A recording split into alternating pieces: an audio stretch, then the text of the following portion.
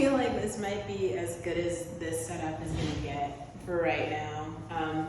But I was actually just thinking about something and I wanted to just speak on it. This is kind of a follow-up to the other video that I made about culture fit, and why I always have to talk about social issues. So one thing that I've heard kind of going around in these like comical ways are this like concept of crazy and everyone having conversations around mental health. And so I'm gonna relate this to this idea of culture fit in a moment, but I just wanna stay there for a second because to everyone who's under the assumption that they are like the people who are not crazy and that, you know, there's some population of people who are the crazy ones and then they have separated themselves from that group. And so following that same logic, they believe that they are mentally healthy and the other people are mentally unhealthy. I would like to say this.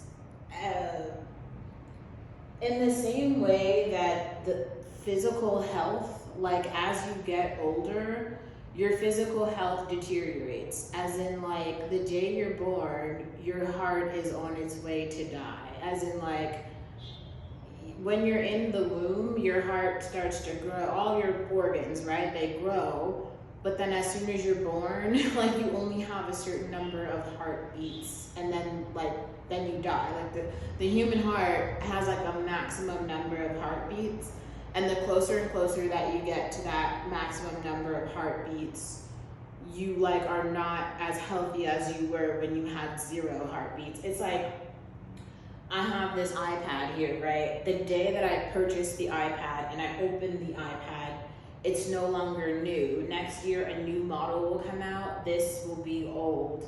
Mental health is sort of kind of like the same way. Like the more experiences that you have, everyone is not going to interpret the same experiences as positive. So as sheltered and privileged as some people's lives may be, they still have adversity. Every person has adversity. And so the adversity affects your mental health because as you deal with adversity, you have to have new coping mechanisms in order to deal with that adversity. When we talk about states of mental unhealth, like I just keep pointing to like Kanye West because it just feels like he is an example that many people can like identify and then relate to. But to me, there's way better examples than this. Like I think that Angelina Jolie is a much better example because in her life, you see, first of all, at every point in her career, you watch her process her mental health. And she talks openly about how she's dealing with it. And you kind of see her being in this extremely healthy place now and working with people who are in really unhealthy places. So she's developed quite a lot of empathy for humans and humanity in general. So I think that that's a more relatable story to me. But I think that in terms of communicating with the general public, more people understand Kanye West's story. It's a little bit more relevant to most people because they listen to hip hop and Kim Kardashian and things like that. But Kanye West has faced more adversity publicly than other people. And so because other people are knowledgeable about his adversity, they treat him in certain ways and he doesn't get as much empathy as other people. So where the general population might treat a person who does not have his fame or notoriety with more respect and empathy and compassion, they treat him with less because they deem him as like mentally unhealthy, causing him more adversity on top of the adversity that he already faces. So now in order for him to kind of like function in the world as just like a person, he has to have even more coping mechanisms and sort of like mental health tactics just to do regular shit because he already has his adversity, and then the new adversity that comes with other people's opinions of him, and then also his life is complicated, so there's adversity in that. So he just has like layers and layers and layers of adversity that he has to find all these coping mechanisms with. So it's not really a big question around why we might consider him mentally unhealthy. But also, when I think a lot of shit is like relative. Like if you don't have, and this is another thing that I've been trying to say around like Will Smith and Jada. If you do not have Will Smith and Jada's fame and money and access, then you don't have their problems, and you can't relate your own personal opinions around anger and how you deal with anger and sort of humiliation to what he did. Like you actually don't have his problem because you lack all of his context. Context is important. If you are a nobody, right, who just lives in an urban city, and you live with your parents or something, and you have like 2 friends, like this, you don't have those issues, so your opinion is just not, you're not even having the same conversation. It's just not similar, right? Okay, so the point that I'm making is everyone sort of jokes about mental health simply because they've never addressed their own mental health. It's kind of like null and void. Like all of you have your own shit. Now the issue, the reality is, if you aren't in therapy, then you're just not dealing with the shit that's on your plate. Or maybe you found some way to like gaslight it, because like most people in society right now are fucked up. This is why we have a fucked up society. This society is filled with social issues. I know that most of you who are watching my videos are not out there solving the issues related to you're not solving the social issues that are out in society, because you're literally sitting here watching my videos. So that's how I know, like, guess what, busted, right? So hopefully though, I hope me talking does help inform you and push you toward action, so that one day you can contribute to, really positively impacting the society in which we live. But let's even bring this back a little bit further to the social issues and how those relate to culture, right? Because now I feel like it's incredible how things change so quickly, right? From coronavirus, which caused a lot of people who were parents and employees to have to rethink the sort of strategy around what it means to be a full-time employee and full-time parent. Lucky you that you've been able to bypass that conversation until coronavirus put it on your plate. But there are other people out in the world who have been thinking about this for years. I'm one of those people, okay? I've never had the luxury of coronavirus to get other adults to be empathetic to my situation. I've been in charge of parenting, being a head of household, a full-time employee, a fucking parent to my own parent, in charge of all the financial responsibilities in terms of maintenance of a home, property taxes, school-related fee, all type of shit that I've been responsible for as simply a technology intern. And even though all of that is on my plate, I was still and am still able to maintain, because I don't really have another choice.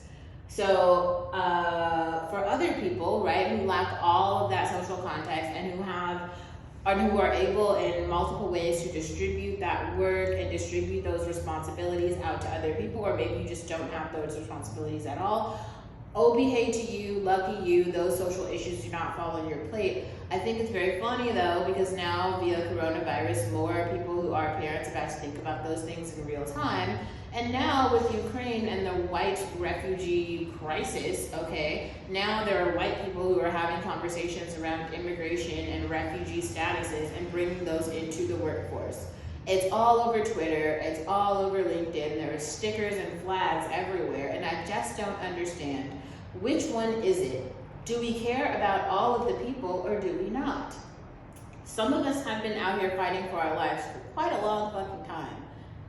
400 years time. You know what I mean? This ain't new for us. We have definitely understand the need to be human and employed for a very long time. It is just a couple Karens who are new to the conversation around, damn, I don't like seeing, if I were a Karen, I'd be like, wow, it is really sad to see white children being blown up on the front page of the New York Times. My white child might be adversely affected in their development if they watch this and understand that this is what's happening in the world. Unfortunately, this is what's happening in the world, so it's going to be on the front page of every newspaper. And when Black children and other children watch the news now, and they are small, right, they are going to relate bombs to little white children and be like, oh, I remember when there was a bombing and that little white girl's head got blown off. This is just the reality. That's how socialization works. So as much as, you know, America has tried to like buffer and like cater toward white youth in this place where they don't have any adversity and they see themselves in all these bright lights and positive ways, except and Black children do not. Well, here's a wake-up call, because not all Black children are destitute with unloving parents and a lack of resources and no skills. Some Black children live other lives, and this goes for all other races as well. So hopefully this is an eye-opener for a lot of people to realize the purpose of representation. It's not for the people who are your age, it's for the next generation. This is why, while some of you have been socializing each other, and we'll call them the early career developers who are on LinkedIn, and you believe, okay, let me like push this person up and push this person back, you forgot to realize that unfortunately in my community, there just aren't that many Black female analysts, data scientists who travel to Africa and are supermodels and can do everything. Not to toot my own horn, but if there's one, people in that community are gonna know who that person is.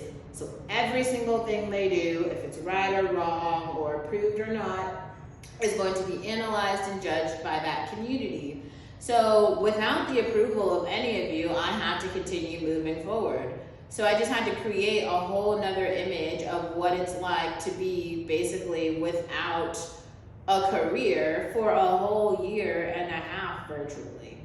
And I wasn't gonna do that in some way where I'm gonna give negative images to Black children, unfortunately, because I have a job to protect the image of young Black female children. I have to do that. None of you were gonna do it. There was nothing else. I was the only one, unfortunately. So I just wanted to say that, and I hope it brings light to, you know, some of the issues that some of you might be dealing with, and encourages you to think about what to do about it, because you probably have youth that are looking to you as well. And unfortunately, whether you believe it or not, these social issues are now on the table. They are topics of conversation that are not just relative to pop culture and hip hop music, even though, to be very clear, hip hop music is a genre that was created to unpack social issues in the Black community. In the same way that maybe Jewish people use the New York Times, Black people used Jay-Z and Nas. So to everyone who didn't know that, well, oh behave, welcome to society, I don't know.